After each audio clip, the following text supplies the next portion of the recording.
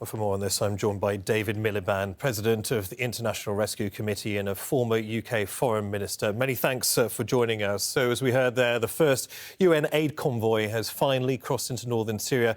But this, of course, must be the tip of the iceberg of what's needed in terms of aid? Yes, I think that the message from the 400-plus International Rescue Committee staff on the ground, who are mourning two colleagues, by the way, who were killed in the earthquake on Monday, the message from them is that there are desperate needs. And of course, the first priority is to bring people out of the rubble. But as that becomes less and less likely to save life, it's vital to attack the threats to life that come from the freezing cold, from the lack of medicines to address illness and to treat injury, from the lack of blankets and other humanitarian essentials, but also to address the cash needs of some people who've been left with virtually nothing as a result of this appalling tragedy. And how are aid and rescue groups even able to function in what I suppose is essentially ungoverned space, given that you have the problem of government and rebel-held areas? Yes, we're working in the northwest of Syria, which is a rebel-held area. It's an active conflict zone. 150 civilians were killed last year during fighting. There were bombing raids in January from the Syrian government and its Russian supporters.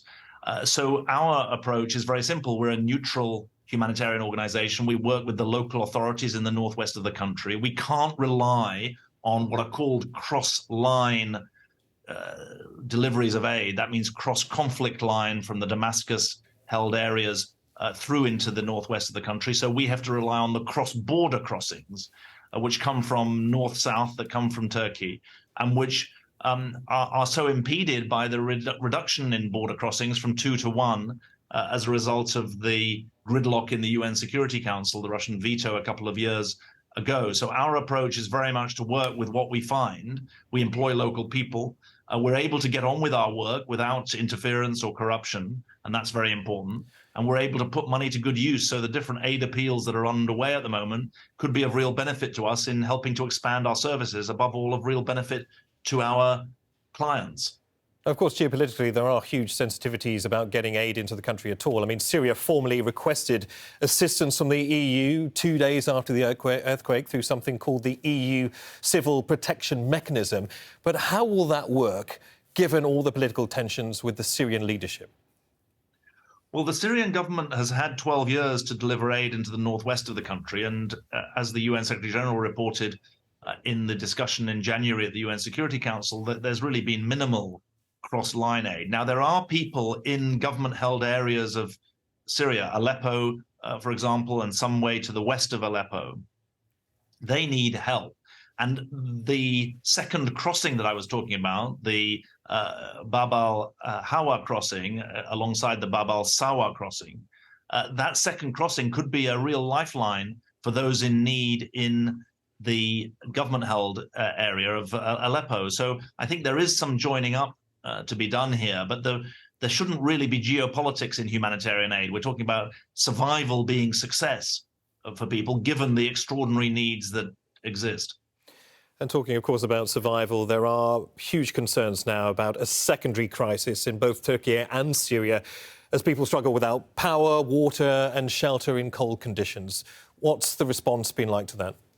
Yes, it's a desperate situation, really. The World Health Organization call it a secondary crisis, because a secondary disaster, because it obviously the first disaster was the earthquake. That itself was piled upon 10 years of agony for the people of Syria, given the civil war. But the secondary crisis is a crisis of disease. It's a crisis of untreated wounds. It's a crisis of people freezing in the cold in the open air.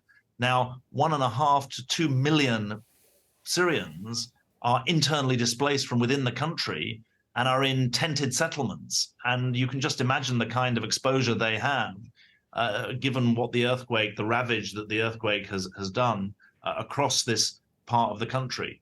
And obviously in Turkey, the problem was buildings falling on people. In Syria, it's even more basic. It's that they don't have the means to survive.